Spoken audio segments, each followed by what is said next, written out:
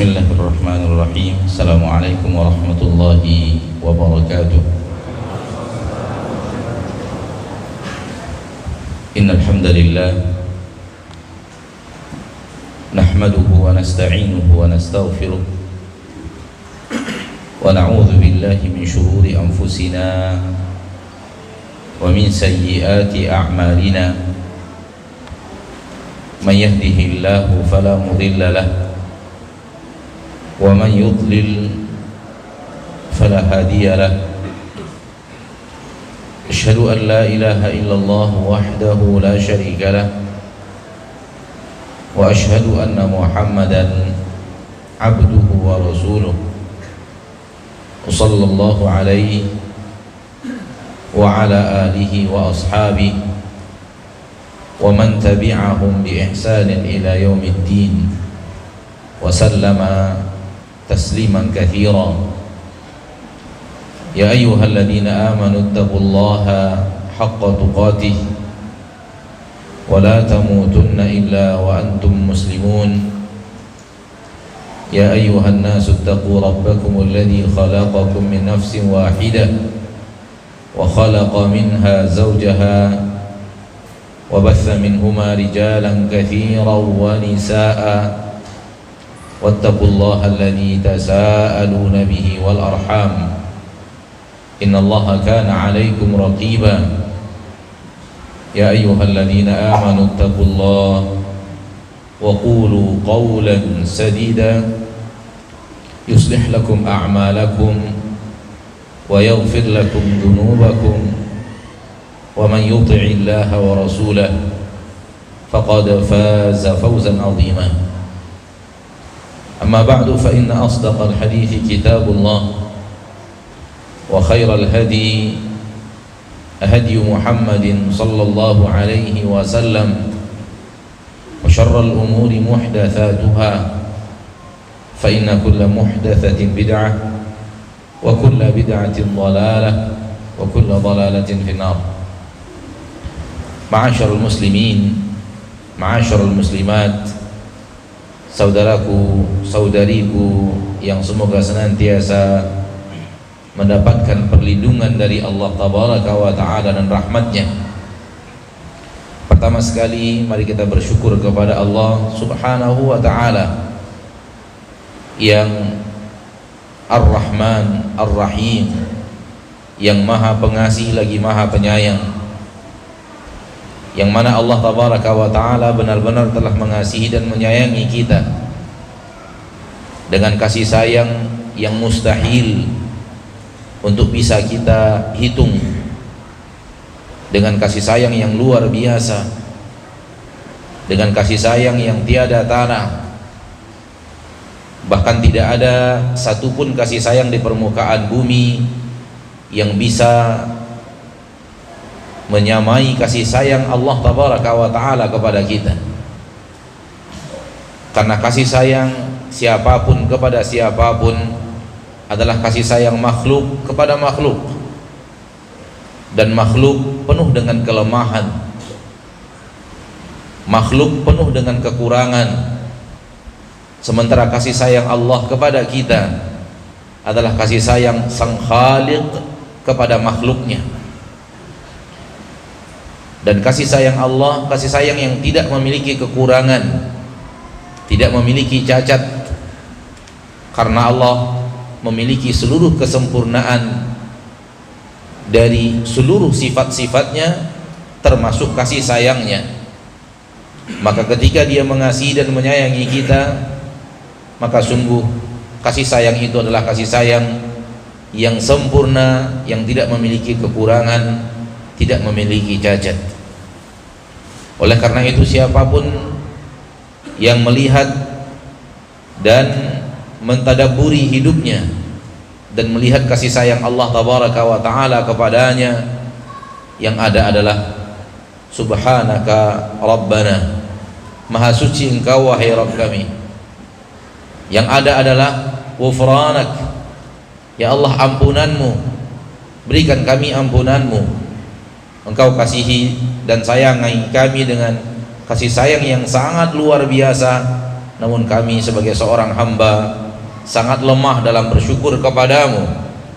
Bahkan tidak hanya sekedar itu, kami banyak melakukan kesalahan, kami banyak melakukan hal yang tidak engkau ridhoi, kami banyak melakukan hal yang engkau murkai.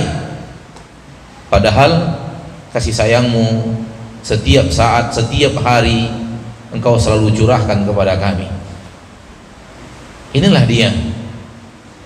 Andai kita mau mentadabburi, andai kita mau berfikir, maka itulah yang akan terjadi.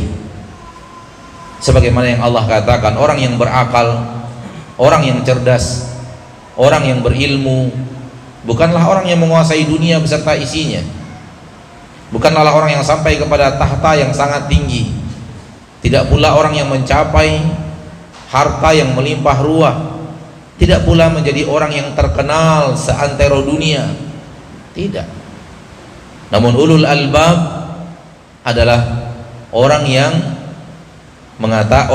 Allah katakan ulul albab adalah alladzina yadhkuruna Allaha qiyaman wa qu'udan wa 'ala junubihim.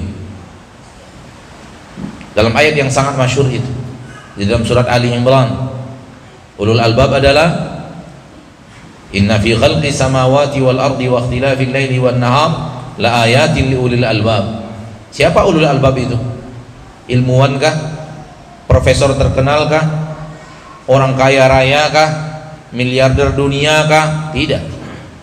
Semua kita bisa menjadi ulul albab.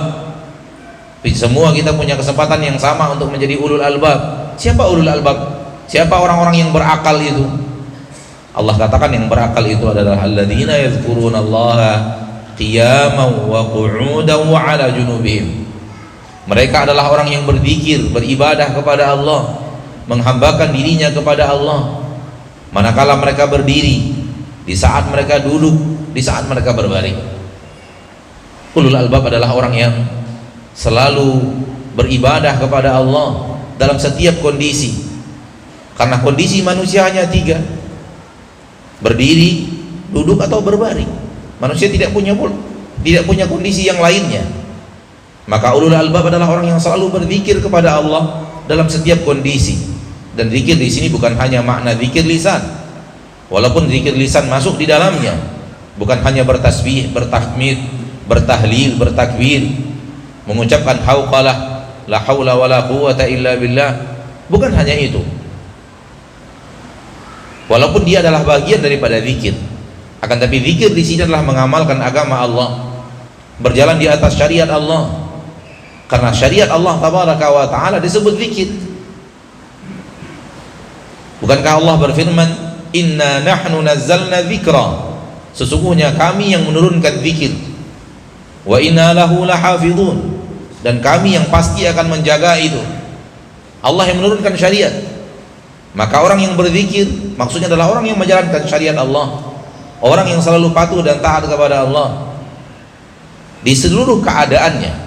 Dan keadaannya hanya 3: kalau tidak sedang berbaring, kalau tidak sedang duduk, kalau tidak sedang berdiri.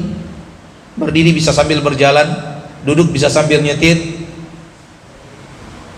dan seterusnya. Inilah orang-orang yang berakal.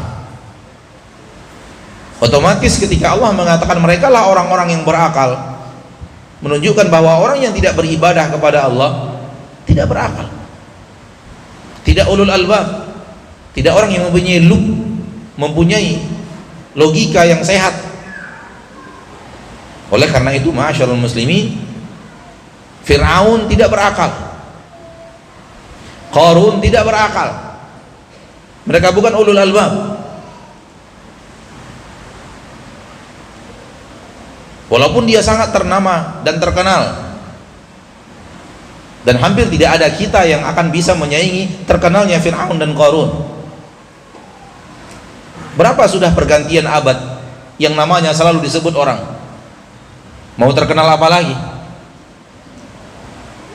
Bahkan soal terkenal namanya hampir menyaingi terkenalnya nama Nabi Muhammad sallallahu alaihi wasallam. Tapi apakah itu kesuksesan? Apakah itu keberuntungan?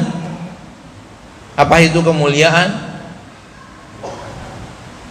Mustahil. Karena terkenalnya Qarun adalah ibrah bagi kita. Hal yang sama dengan Fir'aun dan terkenalnya Fir'aun. Hal yang sama dengan terkenalnya Qarun. Hal yang sama dengan terkenalnya Qarun. Sampai-sampai seluruh harta yang terpendam orang mengatakan harta Qarun. Padahal dia di sana berada di Mesir dan hartanya tenggelam di Mesir. Allah benamkan di Mesir. Akan tapi kalau ada di antara kita yang ke ladang, walau di Painan ini, kemudian menemukan harta, kita pun menyebutnya harta si Karun. Lalu kita menyebutnya harta Karun, harta si Qarun, harta yang dibenamkan.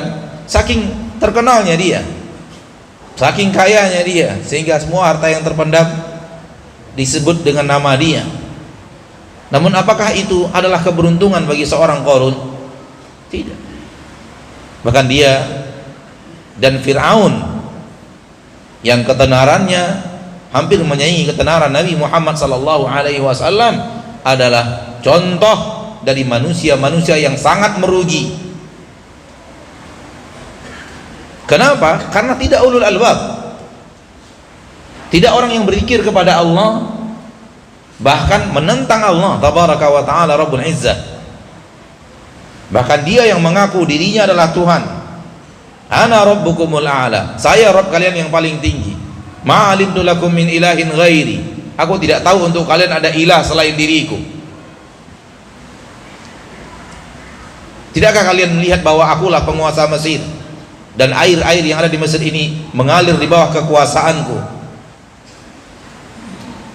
Adapun Rabb yang diseru oleh Musa terlihat pun tidak. Mana dia? Mana penguasanya? Mana kekuasaannya? Ma'asyiral muslimin, namun sayang 1000 kali sayang, umat Islam yang diturunkan kepada mereka Al-Quran mencela Fir'aun dan mencela Qarun. Sekarang ini mayoritas umat Islam itu berlari di belakang jalan, berjalan di jalan yang berjalan di atasnya Fir'aun dan Qarun.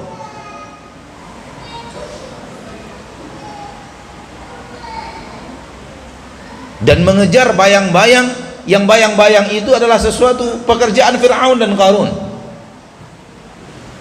Fir'aun berbuat maksiat kepada Allah karena tahtanya. Tidakkah banyak pengikutnya di zaman kita sekarang dari orang-orang yang mengatakan asyhadu an la ilaha illallah wa asyhadu anna muhammadar rasulullah?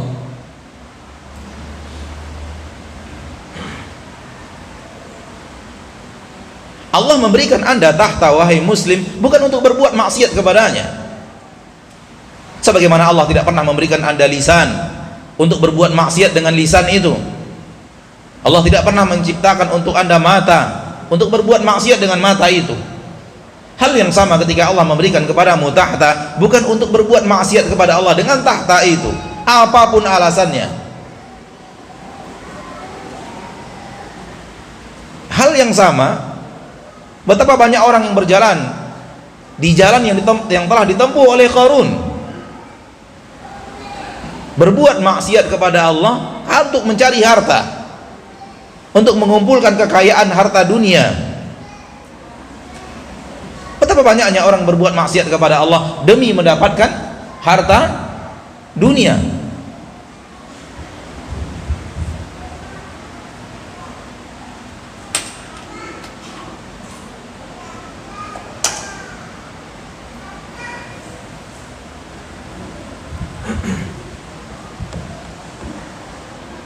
Dan jalan yang mereka tempuh itulah jalannya Qarun. Kalau Qarun berhasil menjadi manusia miliarder terhebat di permukaan bumi dengan berbuat maksiatnya kepada Allah, tetap saja Allah katakan orang yang merugi. Lalu bagaimana nasibmu?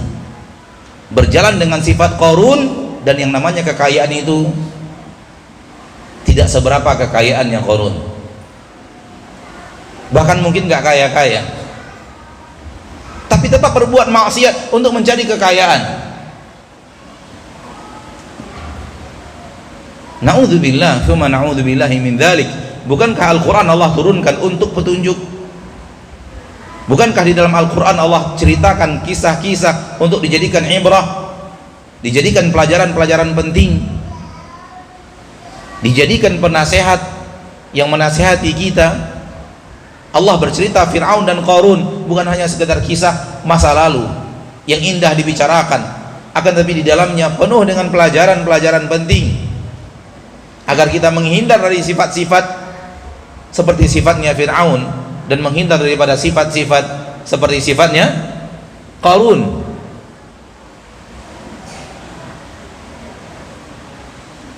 Dan di kota Mekah ketika Nabi SAW hidup ada Fir'aun juga. Fir'aun umat Nabi Muhammad bernama Abu Jahal. Nabi SAW yang mengatakan bahwa ia adalah Fir'aun hadhil ummah, Fir'aun umat ini. Dan ada orang yang sangat kaya raya, ayahnya Khalid bin Walid, yang kekayaannya tidak bisa ditandingi oleh seluruh orang-orang Mekah, pemimpin Bani Makhzum, Walid bin Mughirah, yang sangat dihormati, dimuliakan karena kekayaannya. Akan tapi bermanfaatkah untuk mereka kekuasaan mereka itu? Bermanfaatkah untuk mereka kekayaan mereka itu? Sama Fir'aun dengan tahtanya Abu Jahal, dan Qarun dengan hartanya ditiru oleh Walid bin Mughirah, orang kayanya kota Mekah.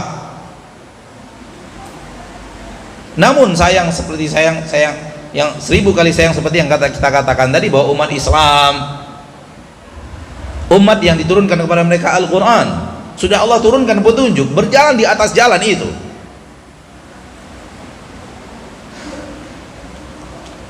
Tanyakan kepada generasi muda umat Islam, apa yang Anda inginkan hidup? Apa yang Anda cita-citakan? Antara dua saja. Kalau tidak menjadi orang yang memiliki tahta, atau orang yang memiliki kekuasaan, atau orang yang memiliki harta.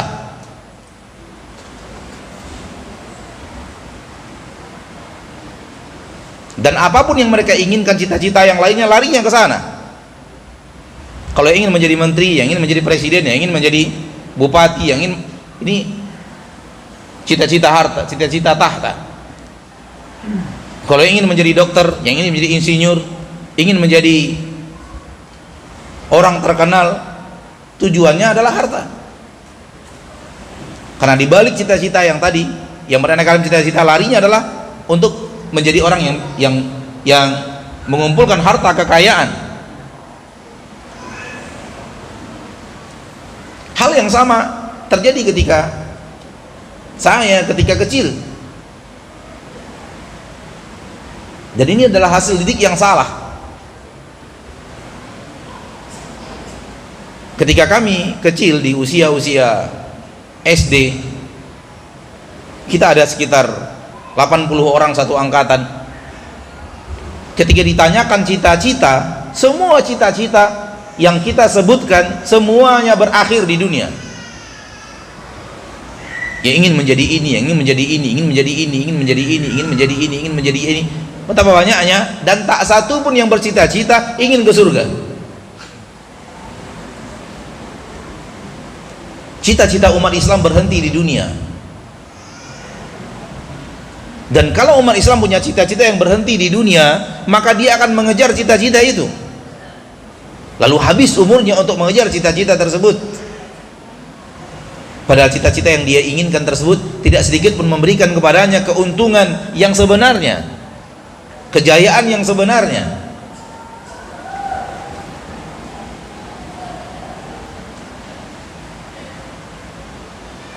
Karena Fir'aun bukan orang yang berjaya, Qarun juga bukan orang yang berjaya.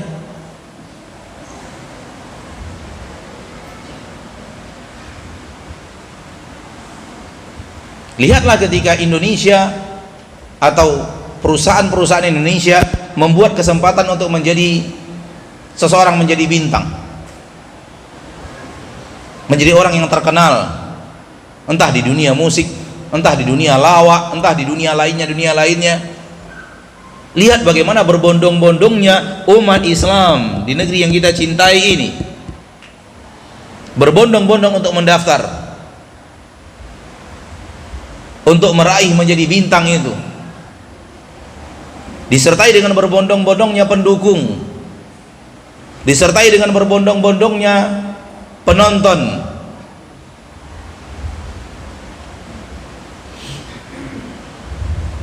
Hal yang seperti itu untuk akhirat dan surga di mana kita temukan?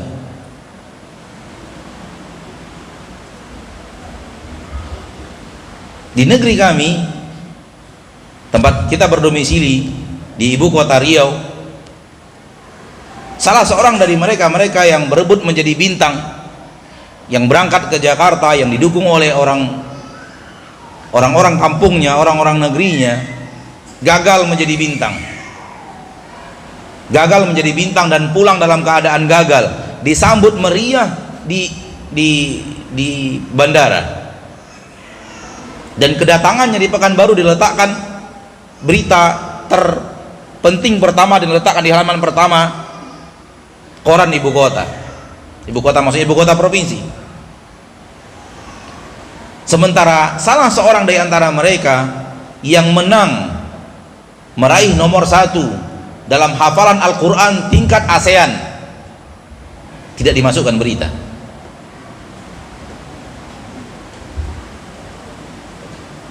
Yang satu menang dalam lomba maksiat, maaf, kalah, bukan menang ya, kalah dalam lomba maksiat di ajang musik, di mana mereka pertontonkan auratnya, mereka bergoyang, mereka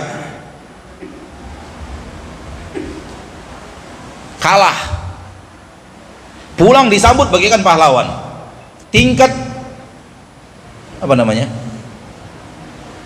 tingkat provinsi atau apa namanya, nasional ya, tingkat nasional, kalah, pulang disambut bagaikan pahlawan. Yang menang hafalan Al-Quran 30 juz tingkat ASEAN, tak ada beritanya. Kalau memang harus dikatakan, harus disambut sebagai orang yang, siapa yang pantas diletakkan di halaman pertama koran ibu kota, yang pulang membawa juara 1 tingkat ASEAN,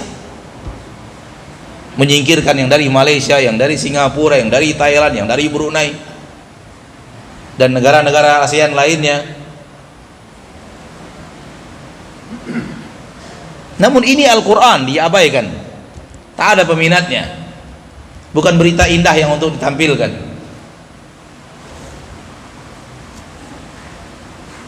Ini realita, dan anak tidak tahu apakah di negeri yang lain ada kejadian yang sama. Wallahu ta'ala alam. Tapi apa yang ada di negeri ini, di negeri kita ketika itu, gambaran bagaimana umat Islamnya.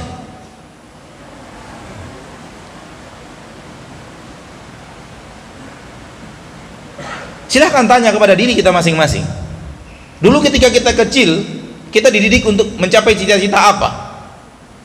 Kita ditalkinkan oleh orang tua kita, mungkin ditalkinkan oleh kakak dan abang kita, mungkin engkau nanti kalau besar jadi ini, jadi ini, jadi ini, jadi ini. Kita yang sudah di atas 40 tahun ke atas, siapa di antara kita yang ditalkinkan kelak engkau harus jadi orang yang masuk surga?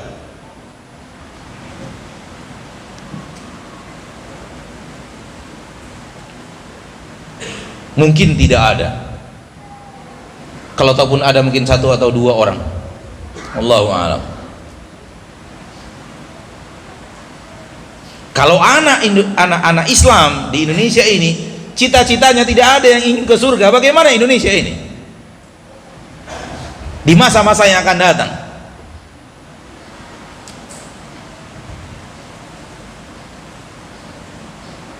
Dan kesalahan orang tua kita di masa yang lalu, kesalahan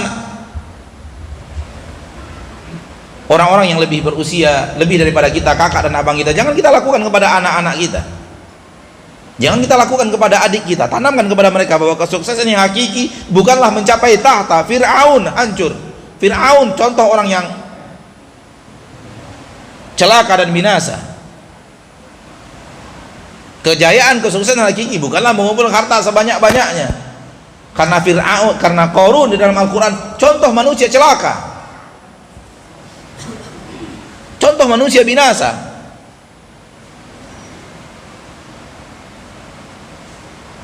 Sementara mereka mencapai puncak, yang satu mencapai puncak kekayaan, yang satu mencapai puncak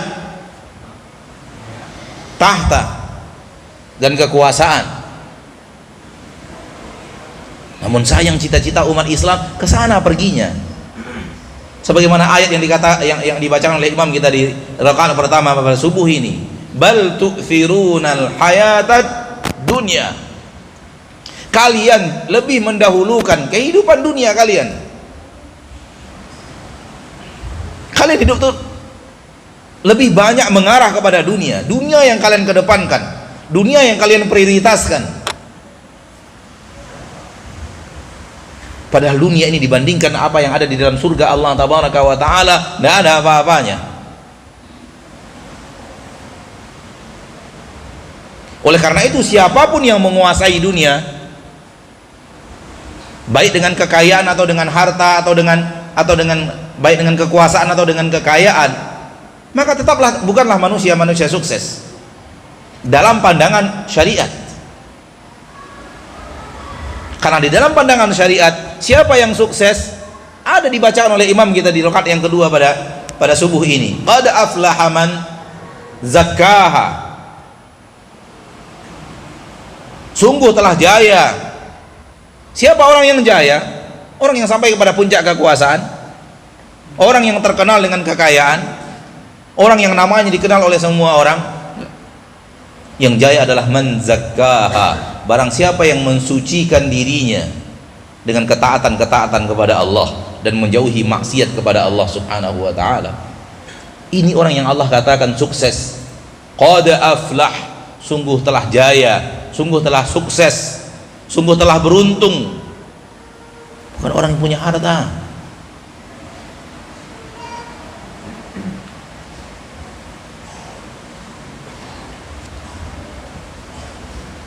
Kalau kita sudah salah didik, kesalahan generasi sebelum kita mendidik kita, jangan lakukan kesalahan yang sama kepada generasi penerus umat Islam.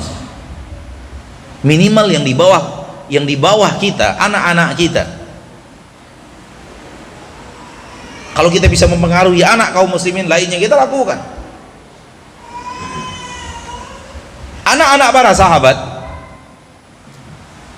Abdullah bin Umar dan kawan-kawannya berusia 13-14 tahun datang kepada Nabi SAW, berbondong-bondong datang kepada Nabi SAW. Apa yang mereka lakukan? Mendaftar di barisan jihad.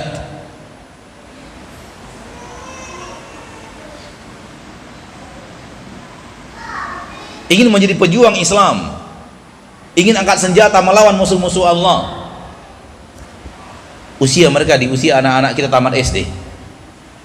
Dan kebanyakan mereka ditolak oleh Nabi SAW karena usianya belum cukup.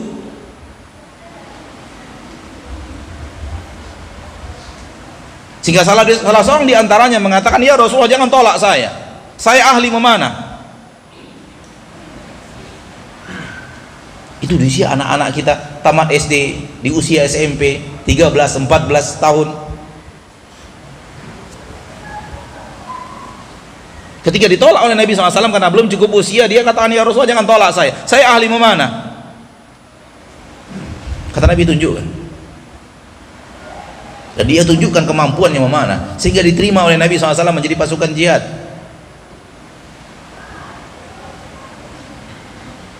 Mendengar yang satu diterima karena dia mempertontonkan kemampuannya, temannya datang lagi, ya Rasulullah jangan tolak saya ahli gulat.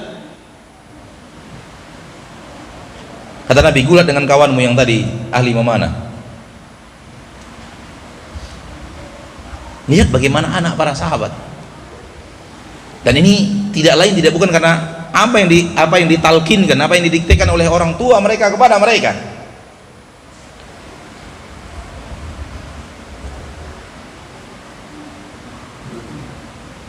Salah seorang sahabat wanita bernama Khansa selalu mengatakan kepada putranya, bela agama Allah di medan jihad, cari mati syahid itu. Sehingga ketika putranya benar-benar semangat membela agama Allah dan akhirnya gugur di perang Al-Qadisiyah melawan Persia. Ketiga-tiganya pada perang yang sama, karena perang itu perang yang sangat besar. Ribuan meninggal dunia dari umat Islam dan belasan ribu dari orang kufar Persia. Perang yang lama, perang yang besar. Dan ketiga-tiga anaknya wafat ketika membela agama Allah di perang Qadisiyah itu.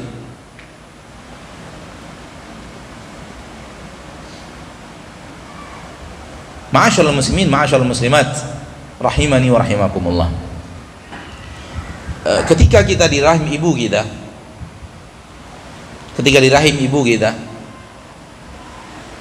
di usia yang ke-120 hari, Allah kirim malaikat untuk menuliskan takdir hidup kita.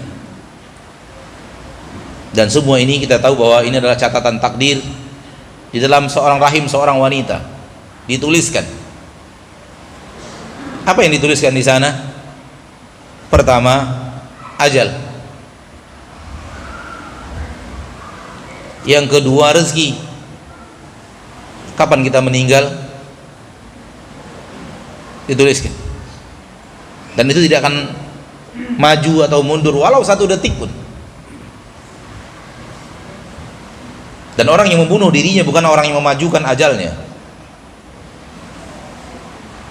Ia datang pada detiknya.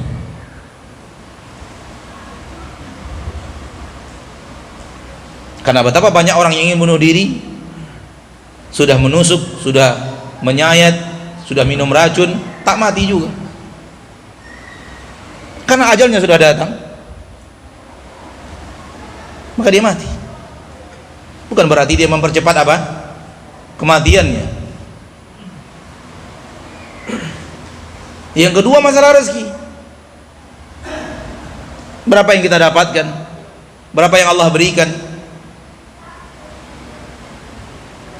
Yang ketiga, masalah amal. Apa yang kita kerjakan dalam kehidupan kita selama hidup? Dan yang keempat, hasil akhir. Orang yang sukses atau orang yang binasa? Orang yang jaya atau orang yang binasa?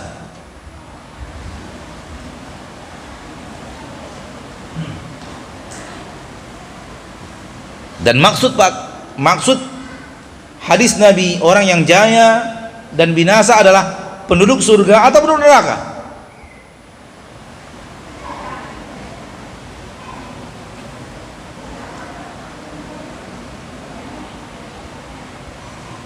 Maka ketahuilah ma'asyiral muslimin, ma'asyiral muslimat, rahimani wa rahimakumullah, bahwa tidak ada yang namanya kesuksesan di dunia ini, nggak ada. Sukses dunia yang murni dunia itu tak ada. Maka jangan bercita-cita dunia. Jangan bercita-cita dunia. Namun menyeberanglah ke kampung satu lagi, yaitu kampung akhirat. Karena Allah mengajarkan kepada kita, di sanalah kejayaan yang sebenarnya. Sebagaimana Allah mengajarkan kepada kita, di sanalah kerugian yang sebenarnya. Kejayaan yang sebenarnya, yang jaya di kampung akhirat. Rugi sebenarnya adalah orang yang rugi di kampung akhirat. Allah berfirman dalam Al-Quran surat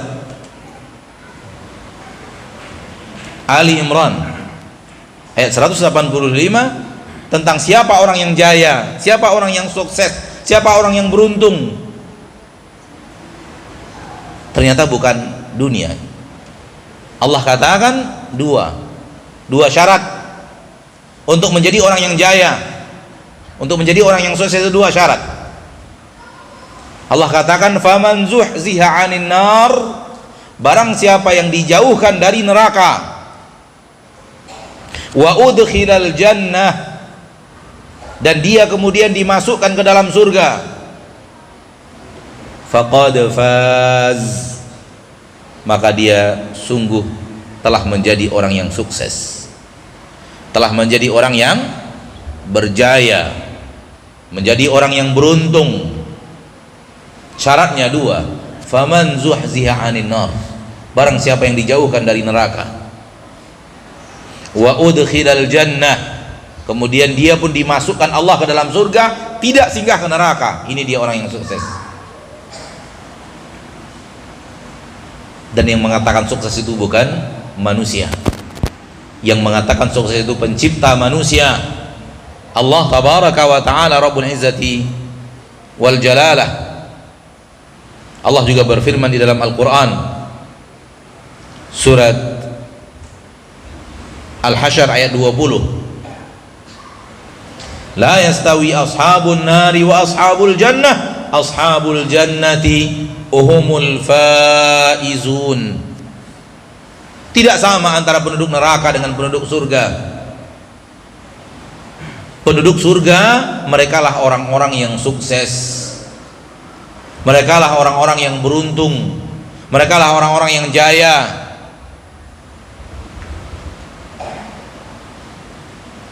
Maka kejayaan dalam agama Allah adalah kejayaan kaki kita ini selamat dari neraka, dan kaki kita ini melangkah di dalam surga.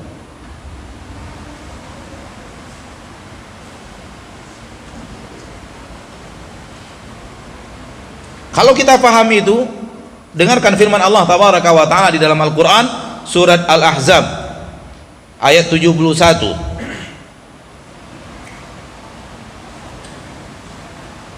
Dua ayat tadi dalam surat Ali Imran pertama dan surat Al-Hasyr yang kedua yang kita bacakan, faman zuhziha 'anil nar wa udkhilal jannata faqad faz, barang siapa yang dijauhkan dari neraka, dimasukkan ke dalam surga, dialah orang yang beruntung, dialah orang yang jaya, dialah orang yang sukses. Surah Ali Imran. Adapun surah Al-Hasyr, la yastawi ashabun nari wa ashabul jannah, tidak sama penduduk neraka dengan penduduk surga. Ashabul jannati humul faizun, penduduk surga mereka lah orang-orang yang jaya, mereka lah orang-orang yang sukses. Setelah dua ayat ini, dengarkan firman Allah berikut ini, Anda tahu kejayaan itu bagaimana? Dengarkan ayat berikut ini. Masih masalah kejayaan. Allah berfirman dalam surah Al-Ahzab ayat 71, wa man yuti'illaha wa rasulah faqad faza fawzan 'azima, barang siapa yang taat kepada Allah dan Rasulnya, maka dialah orang yang jaya, kejayaan yang sangat besar.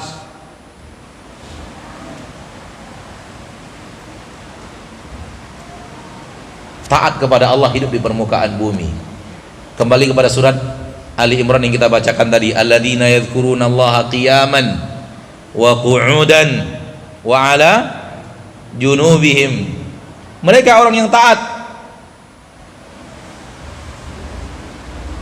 Allah berfirman, wa man yuti'illaha wa rasulah, barang siapa yang taat kepada Allah dan Rasulnya, faqad faza, maka dialah orang yang telah jaya, orang yang beruntung, orang yang sukses. Kenapa dikatakan orang yang taat kepada Allah dan Rasulnya, hidup di permukaan bumi, dialah orang yang jaya, dialah orang yang sukses? Karena ketaatan inilah yang akan membawanya jauh dari neraka, masuk surga. Karena ketaatan ini akan menjadikannya ashabul jannah, penduduk surga, bukan ashabun nar, bukan penduduk neraka.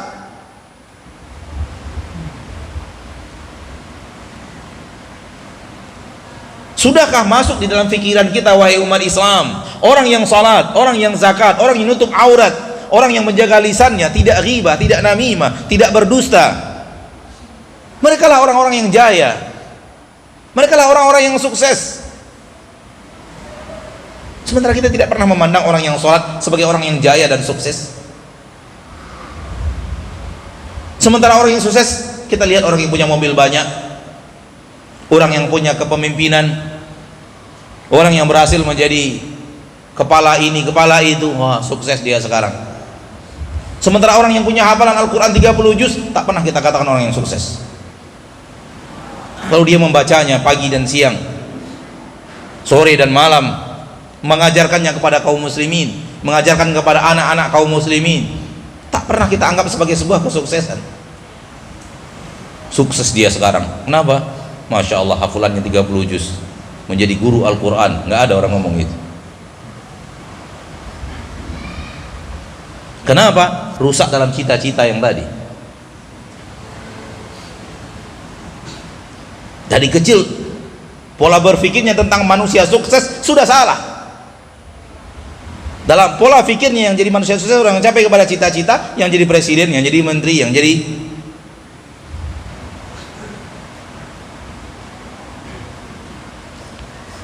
bayangkan kalau seandainya cita-cita umat Islam sudah berubah menjadi penduduk surga.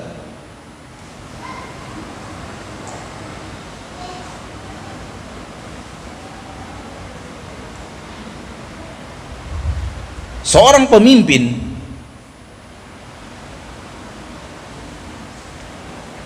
penguasa di zamannya para ulama terdahulu sedang berkumpul bersama rakyatnya. Pemimpin, khalifah, pemimpin tertinggi di negeri umat Islam. Tentu kalau dia datang ke daerah, berkumpul rakyatnya. Namun di saat rakyat sedang berkumpul, datang seorang ulama lagi, ulama di zaman itu. Rakyat yang sedang berkumpul bersama rajanya, bersama khalifahnya, pindah ke tempat ulama datang itu, sehingga yang tinggal bersama raja cuma sedikit. Ini generasi dahulu, di mana mereka lebih menghormati, memuliakan para ulamanya dibanding para rajanya.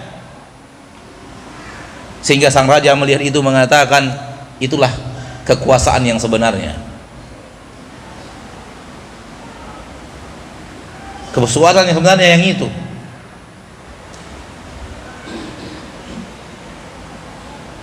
Dan khalifah yang sama datang ke kota Mekah, mencari orang alim di kota Mekah.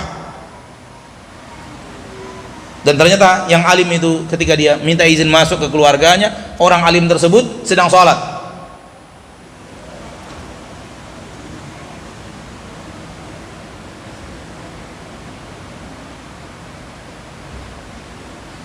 Setelah orang alim tersebut salam, Assalamualaikum warahmatullah, Assalamualaikum warahmatullah, keluarganya mengatakan, wahai ayahanda, di belakang anda ada khalifah menunggu.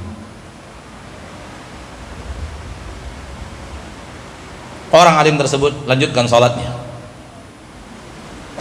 dan dia biarkan khalifah menunggu di belakangnya, karena ini jadwalnya menghadap Robnya.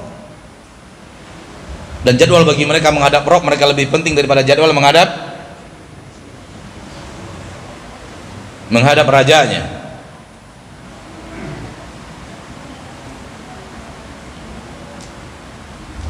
Setelah salam berikutnya lagi, tanpa menoleh sedikit pun ke raja di belakangnya, dia mengatakan, wahai khalifah, sampaikan kepadaku apa yang anda inginkan.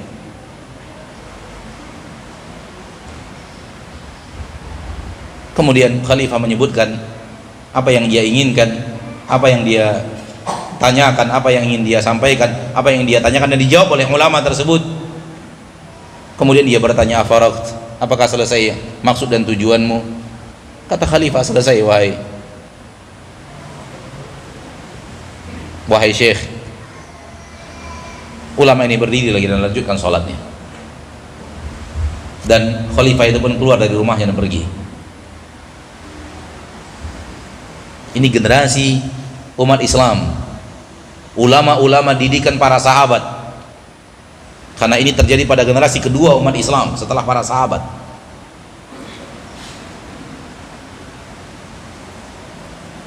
Kalau kita bandingkan dengan kita sekarang,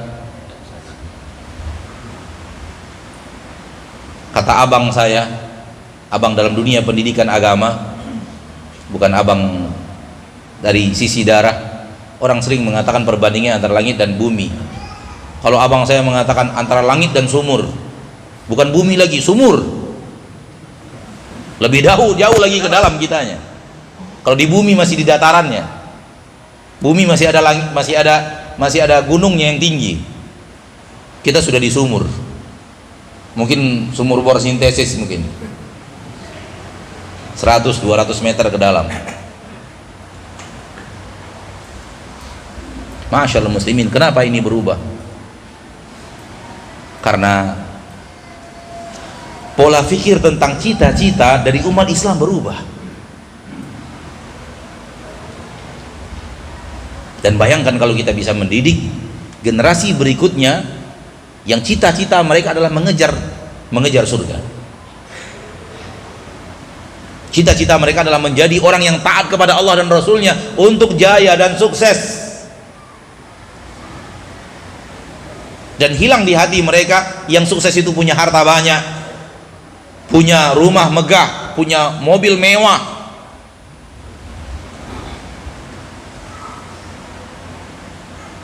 Dan kalau kita bertanya kepada orang yang kita katakan sukses itu, dia telah menjadi orang yang nomor 1 di negerinya, tanyakan kepadanya, sukseskah Anda? Dia pasti menggeleng. Kalau antum tidak percaya, kalau antum punya hubungan spesial dengan bupati di negeri ini, bukan orang yang, artinya orang spesial, orang yang dihormati, dimuliakan oleh dia. Dan kalau Anda bertanya akan dijawab oleh beliau dengan jujur. Tanyakan kepada beliau, Pak Bupati, saya mau bertanya, tolong jawabnya jujur. Enak nggak jadi bupati itu? Tolong jawab jujur. Padahal mata kita rata-rata mengatakan sukses jadi bupati. Biarkan menjabat setahun, 2 tahun, 3 tahun. Tanyakan setelah setengah masa jabatan, enak jadi bupati, enak hidup jadi bupati. Tapi harus orang yang bupati sungkan untuk berdusta kepadanya, sehingga jawabannya harus jujur. Hal yang sama tanyakan kepada presiden. Kalau Anda punya hubungan spesial dengan Bapak Presiden, hal tanyakan kepada seluruh pejabat-pejabat penting negara ini. Hal yang sama tanyakan kepada miliarder negeri ini. Enak, punya harta banyak, punya perusahaan di mana-mana. Bahkan mereka yang punya perusahaan besar di seluruh Indonesia mengatakan kepada supir pribadinya, justru kamu hidupnya yang enak. Supir pribadinya, kamulah hidup nikmat itu ada pada dirimu. Pengakuan seorang miliarder besar Indonesia, tidak perlu sebut namanya, kepada supir pribadinya, kamu hidupnya yang enak. Jadi kejayaan dunia itu nggak ada. Kejayaan dunia itu semu, dikejar dia semakin jauh, dikejar dia semakin jauh. Kata orang kita sukses, kata kita, mana kesuksesan itu? Karena memang dunia ini nggak pernah ada namanya kesuksesan. Kesuksesan sebenarnya adalah taat kepada Allah dan taat kepada Rasulullah Sallallahu Alaihi Wasallam di dunia, dan akan menjadi sukses yang hakiki di akhirat. Orang yang paling terakhir masuk surga, ma'asyiral muslimin, ma'asyiral muslimat, orang yang paling terakhir masuk surga Allah, paling terakhir masuk surga Allah. Wallahu alam. Tapi kemungkinan besar dialah orang yang paling sedikit dapat nikmat di surga. Dia mendapatkan kekayaan bumi beserta isinya 10 kali lebih banyak daripada itu.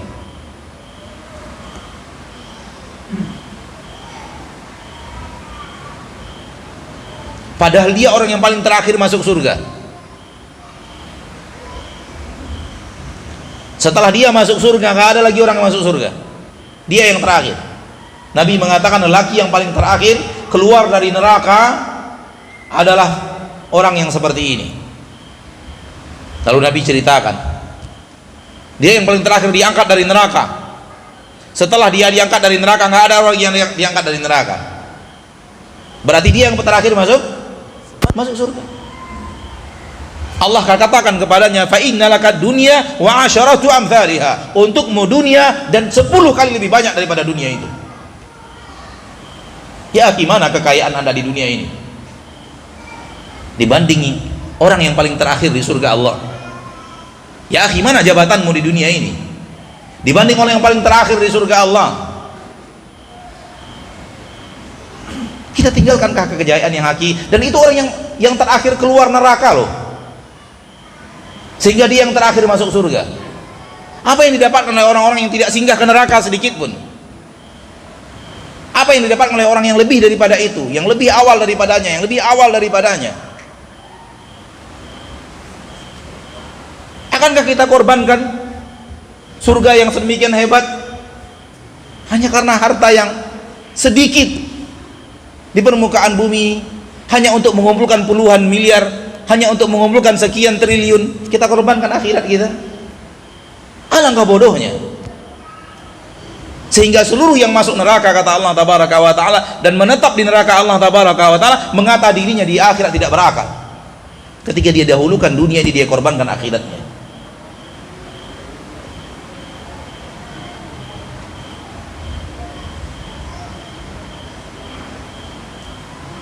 Kalau sampai dia kepada kekuasaan penuh dengan kelelahan, penuh dengan penderitaan, baru sampai di sana, itu pun maksimal 10 tahun.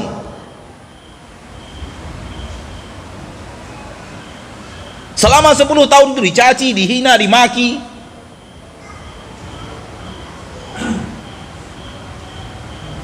difitnah,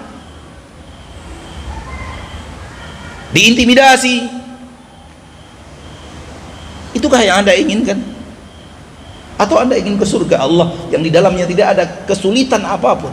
Bahkan Anda tidak akan buang hajat di sana, karena buang hajat di surga adalah kesulitan yang harus dihabiskan dari penduduk surga. Makan minum, tidak ada buang hajat, karena buang hajat penderitaan. Mana yang kita inginkan? Khususnya mana yang kita cari?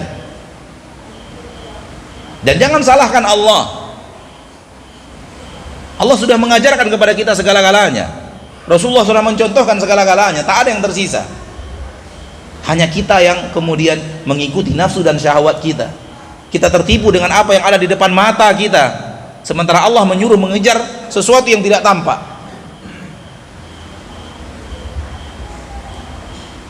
Maka kejayaan hakiki bukanlah dunia ini. Cita-cita kita tertinggi bukanlah campakkan dunia ini dari cita-cita kita. Nggak ada cita-cita di dunia ini, karena cita-cita kita di sana. Cita-cita kita di surga Allah tabaraka wa ta'ala. Dan orang yang benar-benar cita-citanya ke surga akan terlihat dari kepatuhan dan ketaatannya kepada Rasulullah sallallahu alaihi wasallam. Ini yang bisa Anda sampaikan pada kesempatan yang berbahagia ini. Dan nasihat Ana secara pribadi kepada kaum muslimin dan kaum muslimat yang datang berwisata ke masjid ini, nasihat pribadi dari seorang saudaramu yang mencintaimu karena Allah, bahwa masjid adalah rumah tempat kita rukuk dan sujud kepada Allah. Dan dia kalau didatangi bukan untuk tujuan itu, maka tidak ada kemuliaan apapun di sana. Namun kalau didatangi untuk rukuk dan sujud kepada Allah, untuk membaca Al-Quran di dalamnya, untuk berzikir, mencari kampung akhirat, maka itulah orang yang memakmurkan rumah Allah. Namun kalau didatangi dalam tujuan tanda kutip duniawi belaka, maka tidak ada kemuliaan apapun. Dan ketika dia diikat-ikatkan dengan agama, maka ini mengikatkan sesuatu yang tidak bahagian daripada agama itu sendiri. Karena tidak ada masjid manapun yang kita diperintahkan pergi ke sana, kecuali 3 masjid, itu pun untuk beribadah. Ini penting, semoga ada manfaatnya. Di Masjid Samudra Ilahi, Masya Allah namanya, Samudra Ilahi. Semoga benar-benar menjadi tempat di mana ilmu-ilmu yang Allah turunkan melalui Nabi kita tercinta SAW benar-benar keluar dari masjid ini. Amin ya rabbal alamin. Sampai di sini pertemuan kita, dan kita berdoa kepada Allah agar Allah jadikan kita hamba-hamba yang mencari kesuksesan dunia, mencari kesuksesan di dunia dengan cara patuh dan taat kepada Allah dan Rasulnya. Dan semoga Allah jadikan kita mengakhiri hidup kita di dunia ini dengan husnul khatimah, dan semoga Allah tabaraka wa ta'ala jadikan kita penduduk surganya yang tidak pakai singgah di neraka. Amin ya rabbal alamin. Sampai di sini pertemuan kita. Sallallahu wasallam wa baraka wa an'am ala abdihi wa rasulihi Muhammad. Subhanakallahumma wa bihamdik, asyhadu an la ilaha illa anta, astaghfiruka wa atubu ilaik. Wassalamualaikum warahmatullahi wabarakatuh.